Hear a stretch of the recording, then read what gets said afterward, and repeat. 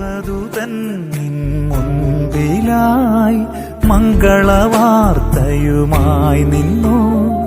സങ്കടമേറുമിതൂതു നീ പൂവിതൾ പോലങ്ങു ചേർത്തല്ലോ മരിയേ.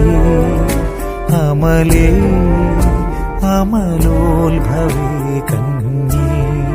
ഒത്തിരി പ്രതീക്ഷയോടും അതിയായ ആഗ്രഹത്തോടും കൂടി അങ്ങയുടെ തിരുമുമ്പിൽ അണയുന്ന ഓരോ മക്കളെയും കർത്താവെ, അവിടുന്ന് വെറും കൈയോടെ പറഞ്ഞേക്കരുത്. ഈശോയെ, മറ്റുള്ളവരെ കാണിക്കുവാനായി തങ്ങളുടെ നേട്ടങ്ങളിൽ അഹങ്കരിച്ച് സമ്പത്ത് ദൂർത്തടിക്കുന്ന ഓരോ മക്കളെയും സമർപ്പിച്ച് പ്രാർത്ഥിക്കുന്നു.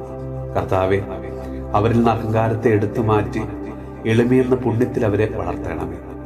ഈശോയെ, സ്നേഹം ചമഞ്ഞ് നിഷ്കളങ്കരെ അടുപ്പിക്കുകയും മോഹന വാഗ്ദാനങ്ങൾ നൽകി വശീകരിച്ച് പാതി വഴിയിൽ ഉപേക്ഷിക്കപ്പെട്ട നിലയിൽ കഴിയുന്ന ഓരോ മക്കൾക്ക് വേണ്ടി ഞങ്ങൾ ഇന്ന് പ്രാർത്ഥിക്കുന്നു.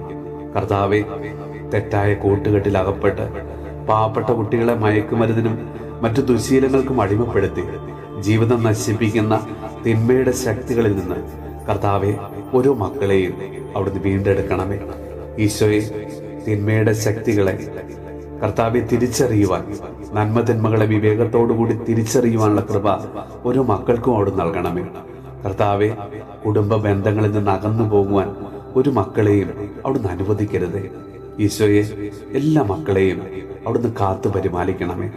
നമ്മുടെ കർത്താവ് ഈശോ മിശിഹായുടെ കൃപയും പിതാവായ ദൈവത്തിന്റെ സ്നേഹവും പരിശുദ്ധാത്മാവിന്റെ സഹവാസവും പരിശുദ്ധ അമ്മയുടെയും വിശുദ്ധ ദേവസ്വപിതാവിന്റെയും മാധ്യസ്ഥവും വിശുദ്ധ കുരിശിന്റെ സംരക്ഷണവും നമ്മളോടും നമ്മുടെ ഭവനത്തോടും നമ്മുടെ ഇന്നത്തെ എല്ലാ പ്രാർത്ഥനാ നിയോഗങ്ങളോടും കൂടെ ഉണ്ടാകുമാറാകട്ടെ, ഇപ്പോഴും എപ്പോഴും.